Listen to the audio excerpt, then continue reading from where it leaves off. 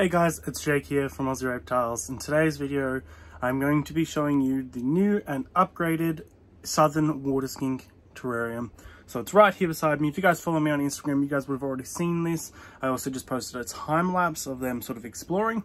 But basically, we're going to flip the camera around and show you it. I didn't film the setup of this tank. I probably should have, but I didn't. I sort of got a bit excited and too carried away, but it's a bioactive, fully live plants, absolutely natural setup for my Southern Water Skinks. So let's flip it around and check it out. Alrighty, here we go. So this is an Exoterra tank.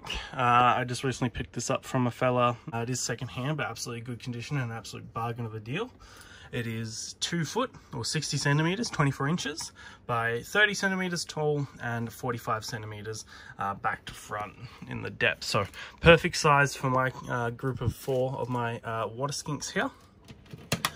Now they can be a little bit skittish from time to time, so hopefully none of them come running out the door. You can see 3 of them there. This big one was donated to me or rehomed to me by Kayla. Kayla's Reptiles, if you want to check her out on Instagram.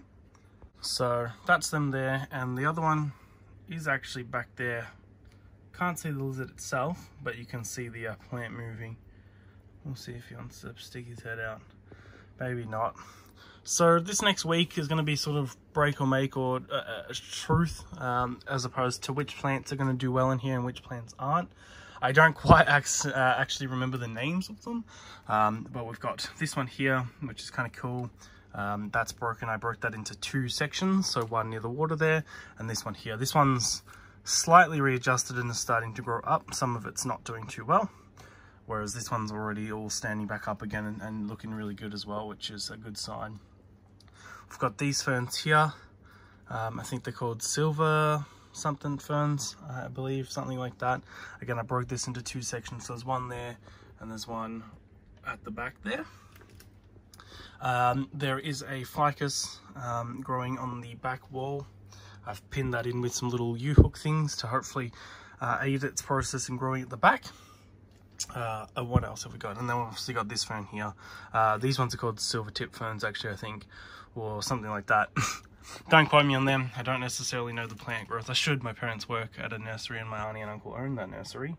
So I've sort of got plants in my line. I don't know what I'm saying, so let's just ignore that. Anyway, let's move on. So they've got their basking spots. And this is a pile of logs. There's about 4 logs that compress or make up this pile of logs here. So they can hide in amongst them and so on. Also got this nice flat basking rock here as well, which is under the heat light. So they've got the logs plus the rock to sit on for basking.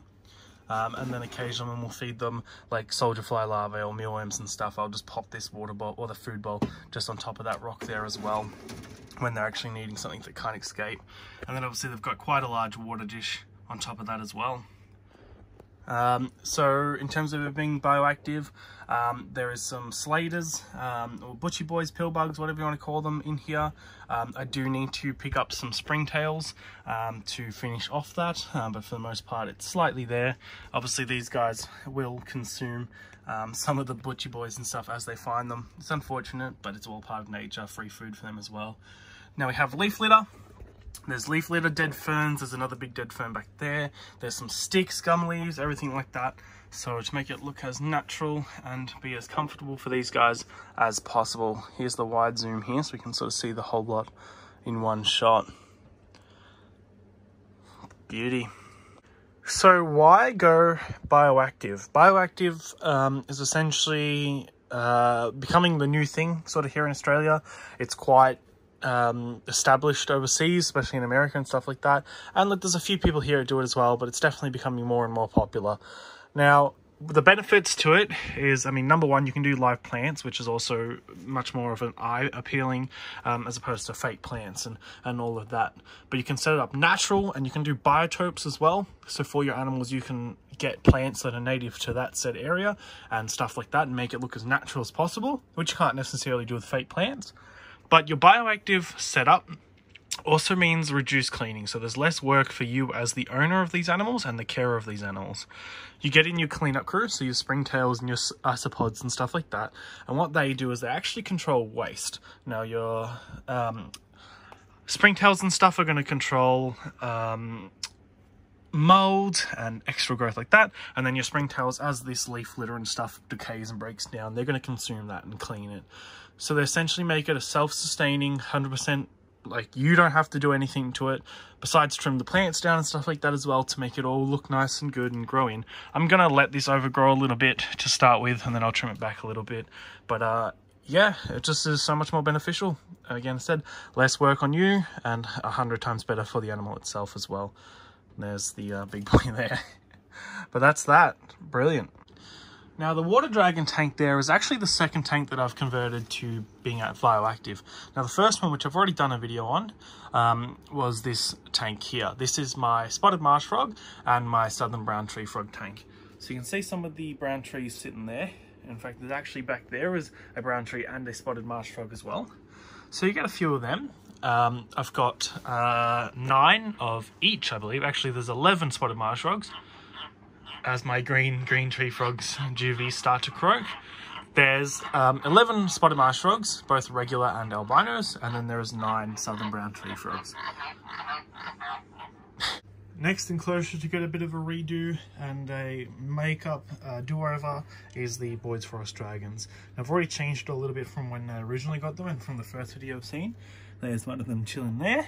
So there's the 4 of them little hatchy juvies in there. They're going to be getting some nice new branches. I'm going to actually silicone the background in. So at the moment they can actually get behind it. They keep hiding behind there and it scares me because I think they're missing. We're going to get rid of the fake plants. So, well, I mean, there's only the one in there anyway, that plant there. And we're going to add a few more ferns and stuff as well to make it look all good and natural. And then add some leaf litter, bark and stuff like that and make it bioactive as well. So that's great. Alrighty, so that was just a quick video showing you guys the new water skink terrarium, the bioactive setup. There we go. Hopefully you guys enjoyed this video, and that's pretty much it. Catch you guys in the next one. Take it easy. See you later.